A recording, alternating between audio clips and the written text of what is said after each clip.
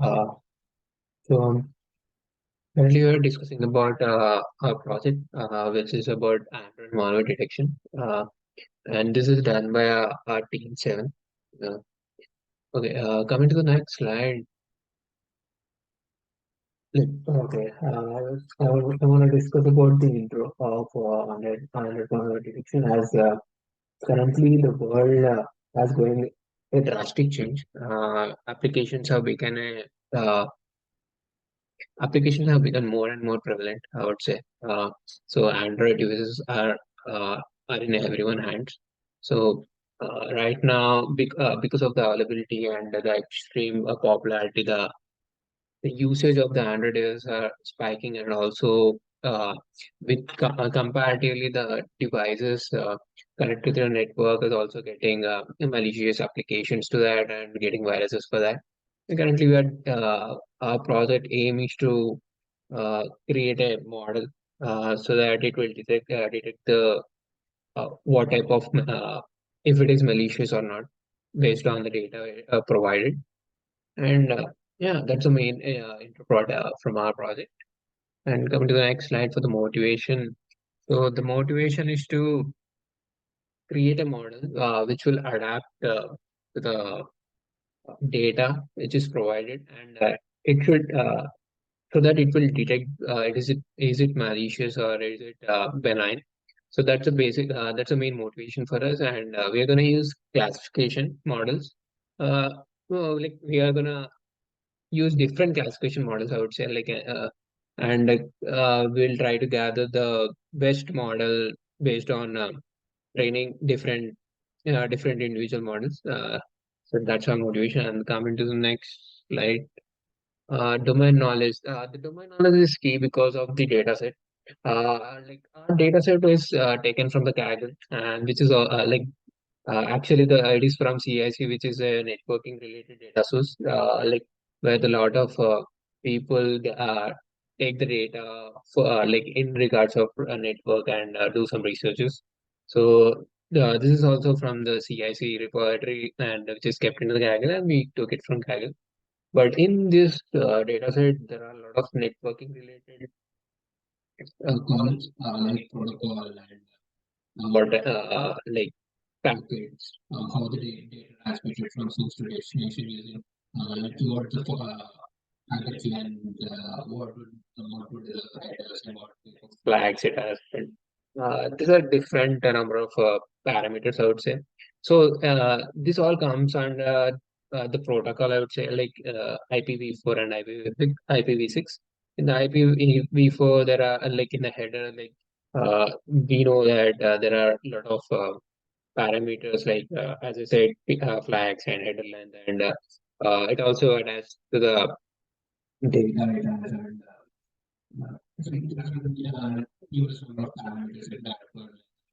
Like, so these are the basic parameters, and these parameters are given in the data set, and based on that, we're gonna analyze and train. So domain knowledge on this data set is very crucial to get an understanding and to processing on it. And coming to the next slide, this is about IPv4, as I said. Here, version, like as you can see, these are different parameters. It has sources and destination and what type of protocol it has, and time to leave, different type of flags, header checksum, and the total length of the packet and what type of version it has. So these are the things. IPv4 similar to this IPv6 also, right, which is a 128-bit processing. Yeah, this is 32-bit. Like as need is growing. IPv6 has recently come up, but yeah, right now IPv6 is currently in the trend, and yeah, it's gonna be also in the future. So it's there is no doubt about it. And coming to the next slide, we use critical methodology. And we have unlike like in Presbyterian there are different phases as one knows business understanding, data understanding, and in each phase we have done certain tasks. Like we have divided that certain task, and we have completed those. Like example in business understanding, what type of objective tests and like understanding data and what type of requirements he has. As I said, in understanding is a crucial part. Like as you can see in the data understanding part, exploring, and it's very crucial uh, to do any model. And coming to the next slide, it is a literature survey. We had what have tried to refer and explore on it. And collection methods, as I said, we collected from Gaggle and there's a CAC repository. And uh, okay, this is exploratory analysis part. Uh, as I said, product like there are certain number of protocols used in that data set, and this is the number of protocol uh, the count of the protocols it used based on the data here. And so protocol 6 is nothing but TCP and 17 is UDP, and you can see 6 is TCP has used much more compared to UDP, and 0 is it's IPv6, but it's not being used much. But this is the basic thing, and this is just about distribution. What like what's the flow is. So yeah, I just wanted to analyze what it is, and these are the missing values, like how many missing values we try to find for each column, and there are totally at six null values. And yeah, this is the time period where we gathered the packets, I mean the data from the network.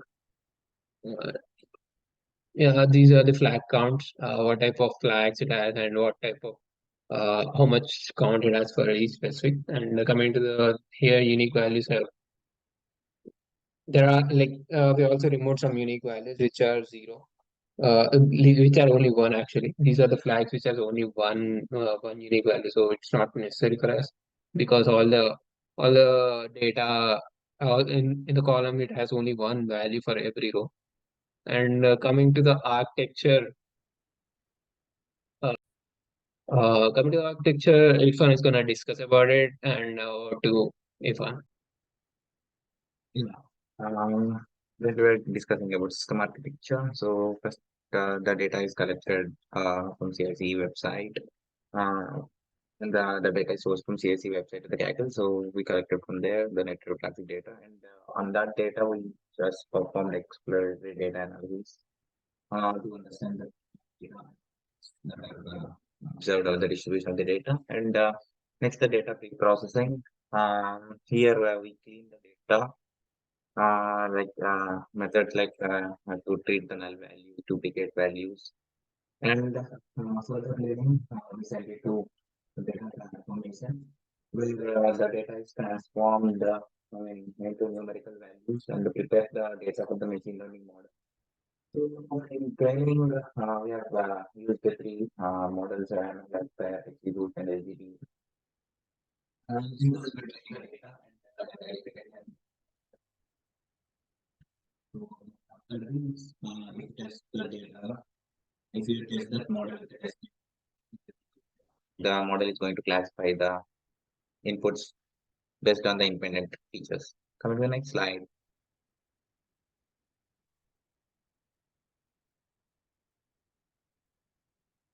it's a statistical analysis. So we performed a statistical analysis test like Whitney U test and chi-square test. So Whitney U test is largely based on assessing whether the input numerical independent features or whether they are significant or not based on the p-value.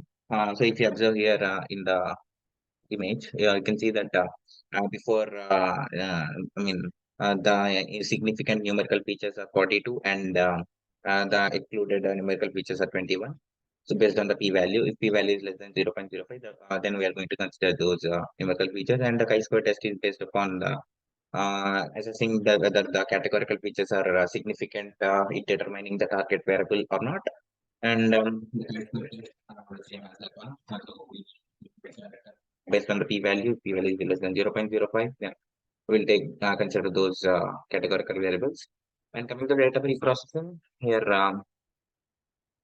we first try to analyze whether there are any zero unique values. I mean, there are certain columns we observed there are unique values, only zeros, and that doesn't convey any meaning. So we removed those columns based on the column definition and the domain knowledge.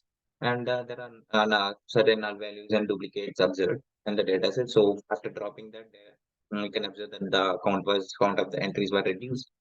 And so IPv4 address is going to be in 4 octets. So a machine learning model will be confused to string on that data. So we just wanted to convert that into a decimal value so that it can easily grab some input. So we converted that into decimal. And next, the data transformation. So data transformation includes first we perform one hot encoding on the categorical variable to prepare the data for the machine learning models. And next, we have three types of feature scaling techniques and one type of oversampling technique along with the classifier step pipeline. So here we considered standard scalar means min max scalar and lowest scalar as well as oversampling technique because we have considered this oversampling because there is one type of class which has more number of distribution across the data set. So just we wanted to balance the input so that the model doesn't bias it towards just one output target value. So that's why we chose that. And upon the modeling, training the data with the training data set, we got the results like this and the random forest classifier with the transformation technique as a robust classifier, robust scalar, and sampling got highest reference score, as you can look from this. So upon hyperparameter tuning of the models, we observed that still the random forest classifier with the transformation robust scalar is stood at the first place with an reference score of 90%. And coming to this is a deployment. We have deployed that our best model after the hyperparameter tuning into the Gradio. So if this is just nothing but the input where input independent features that we have to give, and based on the clicking the submit permit, you're going to get whether the website is malicious. I mean whether the network packets are malicious or benign. So uh, coming to the we can induce this machine learning model in a real world actually real world traffic. I can say that so that the network traffic that is usually happening between our devices can be parsed and say whether there are any botnets in between or whether there is a hacker generating the packets. Uh, um, and I can apply the deep learning model from the huge amount of data when we deploy into the real world, as well as we can integrate the data from other we other sectors and other healthcare sectors and domains so that we'll get a omnious model. And the conclusion coming to our grow project, we wanted to create the best model so that it can useful to the people in determining that whether the data in between they are receiving is legit or not. So that's, I mean, that's why I created a random classifier and train the data.